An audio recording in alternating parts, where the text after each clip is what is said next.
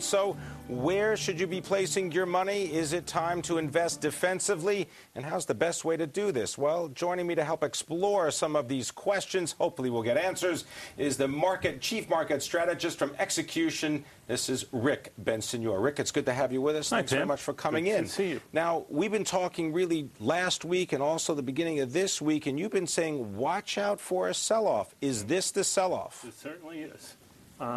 If we break a little lower, under 878 in the S&P cash, I think we see 847 minimum. So you see another, let's say, 50 points get wiped out pretty quickly. Yes. Why is that? Is there just no buyers on the other side of these trades? I think too many people came to the game late. If you look at how much volume was done above 900, 925 in the S&P, it was huge relative to everything done between 800 and 900. So I think the guys who came to the game late have to pay the piper. Oh, so they're going to pay the piper. What is the best way to do this? I mean, should you be getting defensive right now, or is it already too late? In other words, do you get into just cash, or are there some stocks that you think are going to do well as we go through this correction? Well, I think staples will probably continue to do well. I suspect utilities will hold in there. Healthcare should hold in there on a sell-off.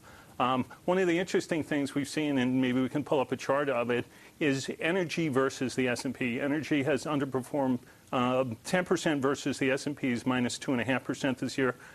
So still a underperformer.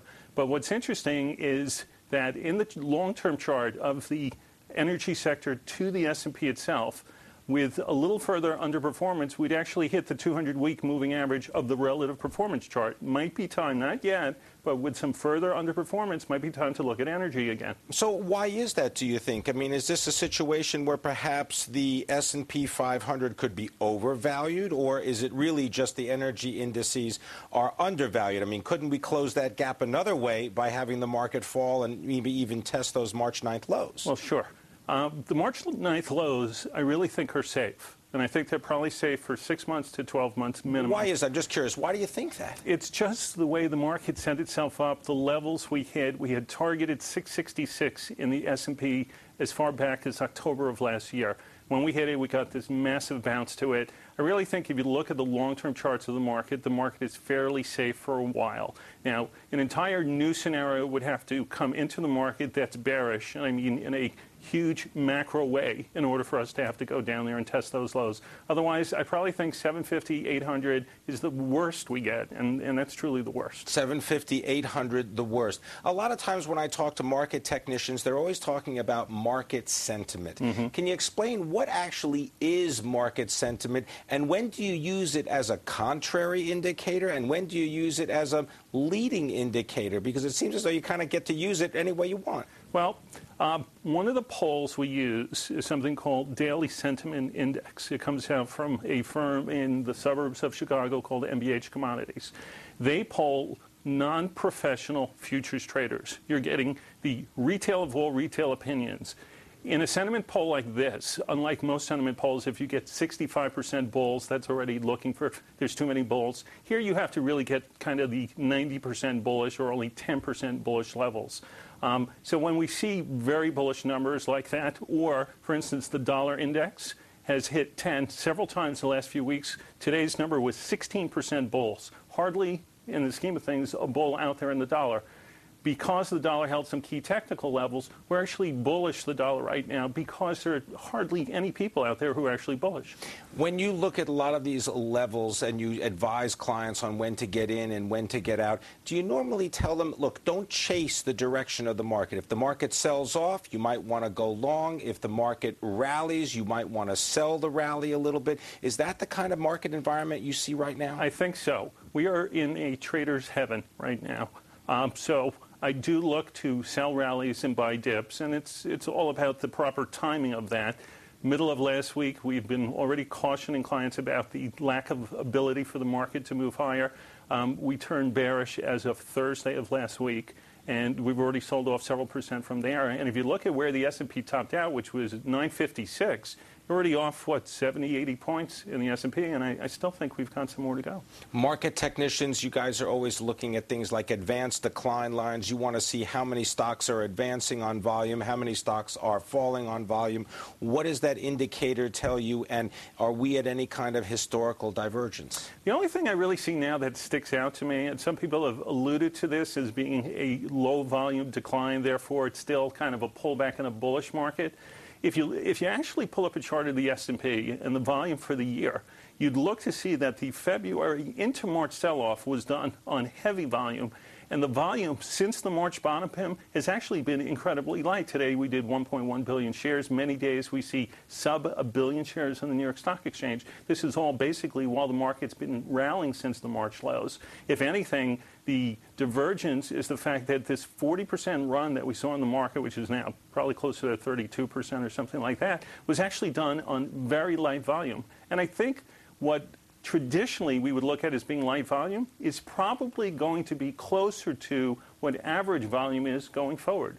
What about when you look at this this surge or this lack of surge in volume, does that correlate with what you see in volatility?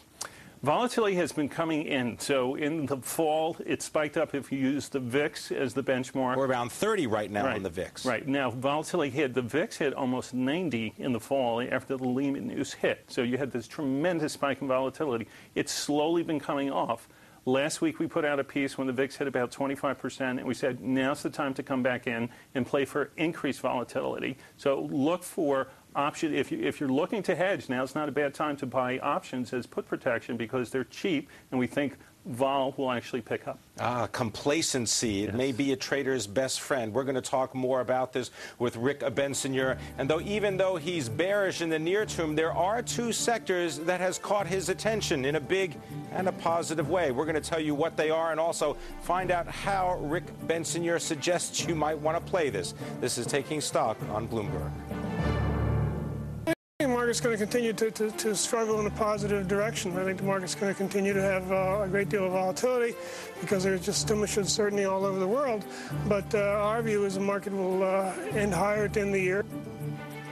That was Laszlo Barigny. He's still bullish on the stock market. Got to admire his consistency. This is Taking Stock on Bloomberg. I'm Pim Fox. My guest is Rick Bensignor. He is the chief market strategist at Execution. He's got a little bit of a disagreement with what Laszlo Barigny is saying. He says that the S&P 500 could fall all the way back to 815. This is, well, okay, in the next 2 months, though, right? I mean, we got a summer to go through. Right. That's a summer sell-off. A lot of times we see summer rallies. This summer, I actually think we'll see a summer sell-off. We're starting it now.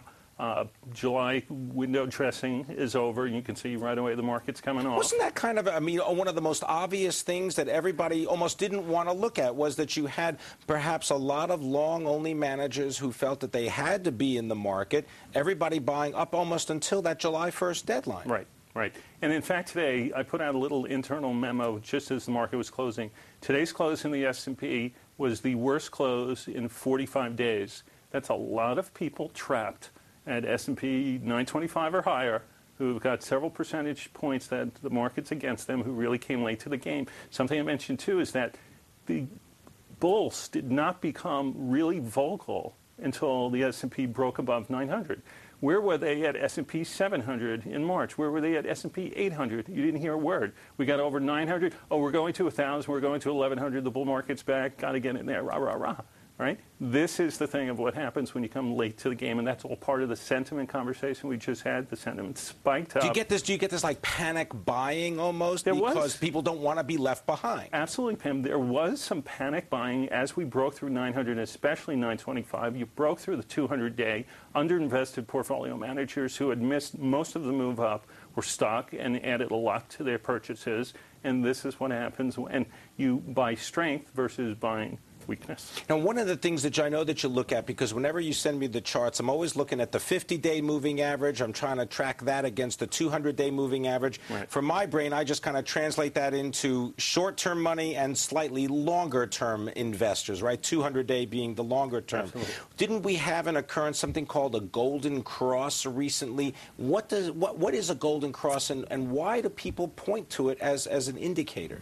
The golden cross is when a 50-day moving average crosses above a 200-day moving average. Simple definition. The 200-day moving average has been declining. The 50-day had turned around and started moving up. People noticed the change in slope and started planning when this golden cross was going to happen.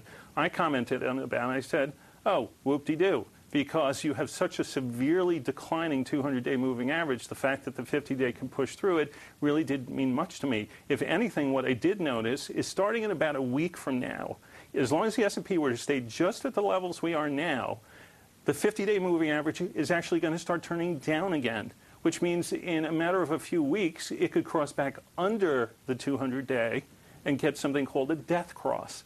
Now, in a secular bear market, which we've kind of been in since the fall of '07, getting a death cross means much more and is much more negative implication to the market than the golden cross, which is kind of fishing for a bottom. A golden cross that occurs when the market's up 40% from the low is not something I'm going to give a lot of credence to. And a death cross is perhaps a death wish for those who want to be long the market? Potentially. Yeah. And this is, you say, if the market even holds just where it is now, which on the S&P 500 is 880. Right. I counted back 50 days ago. The closes 50 days ago were somewhere around 850 to 865. Within a week or so, they push up to 875, 880, 890. That's just a little above where we are now. So even if we just stay flat, the moving average, the 50-day, is going to flatten and start going down as we drop out the older numbers and replace them with numbers that are higher than the current price. That means you turn the slope negatively. All right. Now, the market is not homogeneous. We know that. So there's got to be some industry groups that at least hold the potential for some long profits buying these groups. What about the big banks, the big financial stocks? And I know also you want to talk about utilities. But what are you seeing in big bank stocks right now? Big banks had a great day today. They were up 2% in a 2% down tape. Not quite sure why, but it's telling us something, and they've been holding their own against the market recently. So I think that might be a place people want to get back into Bank of America. And even though it's fallen maybe $1 or so in the last several days, as a technician, if things hold and turn around, I could easily see that as a $21 stock. Yeah, because, I mean, it was unchanged today, $12.15 on the close, no change. Yeah, but Bank of America, Wells Fargo, and a couple of other big bank stocks held their own. Yeah, J.P. Morgan, right, for example. J.P. Morgan was fine today.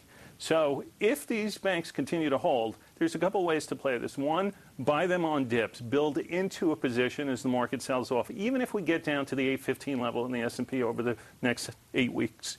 If you buy a little bit as we sell off, you'll be positioned for a rally. I don't think Bank of America is going back down to $5, $6, $7, $8. So anything from $9 till $12 or $13, build into a position. I could easily see at $21 purely on a technical point of view without any fundamentals into it at all. I've heard fundamental people talk about it being a $30 stock without a lot of trouble. Yeah, so we've had Dick Beauvais on the program saying this is the exact same thing. Turn your attention now. I want to get your thoughts on what's going on in the utility sector. Typically defensive, but it's all over the map with utilities now. It's because interest rates are moving so much. When I started in this business, if the 10-year moved 30 bips in a year, it was huge. We do that in a couple days now. So we saw a move to 4% just a few weeks ago. That got down now to about 3.45 or so. Big moves quickly. If utilities, or better said, if interest rates can kind of just stabilize in here and let's say maybe pull back to, I would say 3.18 to maybe 3.25 is a fair place to think the 10-year U.S. Treasury can go into. But if it holds in here, if stocks get beaten up, utilities tend to have nice yields.